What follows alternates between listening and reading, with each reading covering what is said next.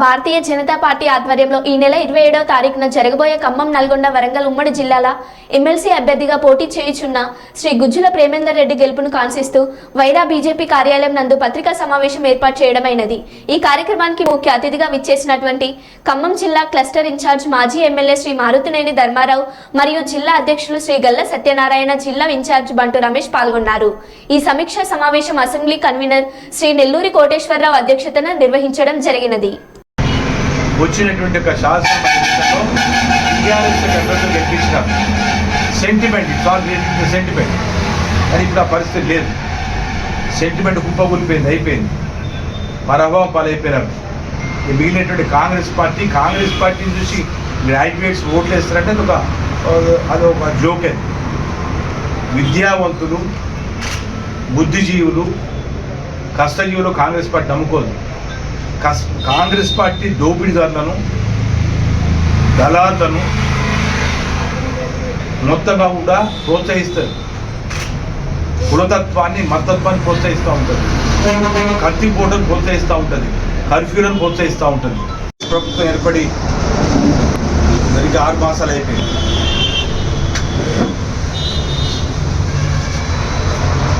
Six months యొక్క పరిపాలనలో ప్రజలు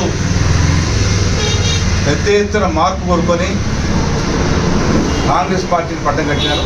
అదే ప్రకారంగా అధికారం ఇచ్చే కాంగ్రెస్ పార్టీ యొక్క హామీలను తక్షణమే అమలు చేస్తారు. మాకు లబ్ధి చేకూరుతుందని చెప్పేసి లబ్ధిదారు, లక్షలాది మంది లబ్ధిదారు, 87 లక్షల కుటుంబాలు.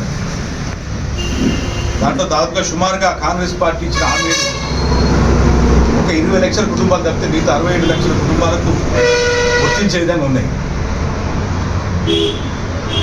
ఒకే కనిపిస్తుంది. అదే పేదింటి బిడ్డ మా నరేంద్ర మోడీ గారు.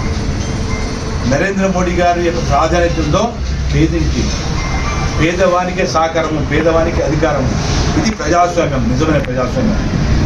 It's not European democracy, it's not the American democracy, it is the democracy which is being lent to other countries. మన దేశం నుంచి పరదేశాలకు, ఇతర దేశాలకు ప్రయాణించే ప్రజాస్వామ్యం, పేదవాని యొక్క ప్రజాస్వామ్యం, నిజమైన ప్రజాస్వామ్యం ఈరోజు మోడీ గారి అడుగుజాడలు నడుస్తుంది. దాని విచిత్రంగా ఈరోజు కాంగ్రెస్ పార్టీ బీజేపీ అధికారంకి వస్తే ప్రజాస్వామ్యం గులాబ్సాన్ని చెప్తున్నది, రిజర్వేషన్ ఉండవని చెప్పి ప్రచారం చేస్తున్నది. ఇది ఏమాత్రంగా కూడా ఈ రకమైనటువంటి అబద్ధాలు ప్రచారం చేస్తే ఎవరు ప్రజలు నమ్మే పరిస్థితి లేరు. 72% మంది పేద వర్గాలు మోడీ గారి ప్రధానిగా ఉండి తీరాలని చెప్పేసి గతంలో చెప్పారు. మళ్ళీ చెప్తున్నాం, ఆ యొక్క తీర్పు అంతకంటే అధికంగా రాబోతున్నారు. ప్రజాస్వామ్యం ఒక పక్క, ప్రజా సంక్షేమం ఇంకో పక్క, అభివృద్ధి. మళ్ళీ రుణమాఫీ కోసం, రుణం తీసుకున్నటువంటి మాఫీని మేము మద్దతు చేస్తూ మేము చేస్తాము, ఒకే రోజు చేస్తాము, ఒకే గంట రోజు చేస్తామని చెప్పినారు. మీరు చెప్తారు 35,000 కోట్ల రూపాయలు రావాలని చెప్పేసి ఉన్న పూలు మొత్తం అమ్మినా, హైదరాబాదు సగం తాకట్టు పెట్టినా ఆ డబ్బును మీరు సమకూర్చుకోలేదు. అందుకనే మోడీ గారు చెప్పాడు, ఈ దేశంలో ఎవరైతే కష్టపడి సంపాదించుకుంటున్నారో వాళ్ళ యొక్క శక్తిని బలహీనపరచడం కోసము కాంగ్రెస్ పార్టీ ఇండియా ప్రయత్నం చేస్తున్నది. శక్తి సామర్థ్యాలతోటి రూపాయి కూడగట్టుకొని దాచుకుంటే దాన్ని కొల్లగొట్టేందుకోసము, ఆ కొల్లగొట్టే ధనాన్ని మొత్తంగా కూడా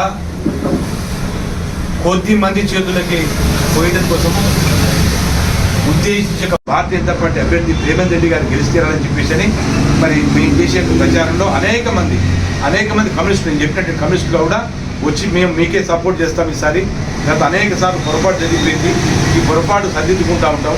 కాబట్టి ఎప్పుడు కూడా కమ్యూనిస్ట్ పార్టీ ఎప్పుడు కూడా నిజాన్ని ఒప్పుకోరు. చివరి దశలో ఒప్పుకునే పరిస్థితి వస్తూ ఉంటుంది. కాబట్టి ఆ రకంగా ముఖ్యంగా ఈ ప్రాంతంలో ఉన్నటువంటి విద్యావంతులు, ముఖ్యంగా యువ ఓటర్ 11.5% ఉన్నారు. Youth first time graduate voters 11.5%, almost like 44,000 ఉన్నారు. 44,000 యువ ఓటర్లకు విజ్ఞప్తి చేస్తున్నాను. ఎస్, భారతీయ జనతా పార్టీ దేశానికి పరిష్కారం.